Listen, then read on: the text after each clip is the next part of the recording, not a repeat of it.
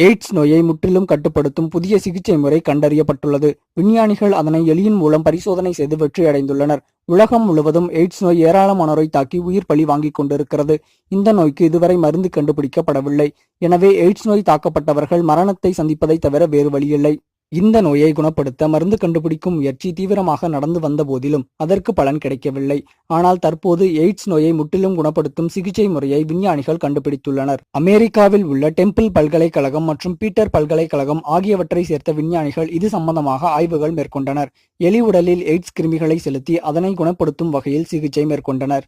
மனிதனின் உடலில் புகும் எய்ட்ஸ் கிருமிகள் முதலில் HIV கிருமியாக இருந்து பின்னர் அவை வளர்ந்து எய்ட்ஸ் நோயை உருவாக்குகின்றன. இந்த மரபணு சிகிச்சை மூலம் HIV கிருமி உடலில் வளரும் போதே அவற்றை தடுத்துவிடலாம். எனவே HIV நோய் உருவாவதற்கே வாய்ப்பில்லாமல் போகிவிடும். இதனால் உயிரிழப்பை தடுத்துவிடலாம். எனவே விரைவில் இந்த மருத்துவ முறையை மனிதனிடம் சோதனை நடத்தி நடைமுறைக்கு கொண்டு வரப்படும் என்று கூறப்படுகிறது. இது போன்ற செய்திகளை உடனுக்குடன் அறிய டாப் நியூஸ் சேனலை சப்ஸ்கிரைப் செய்யுங்கள். நன்றி, வணக்கம்.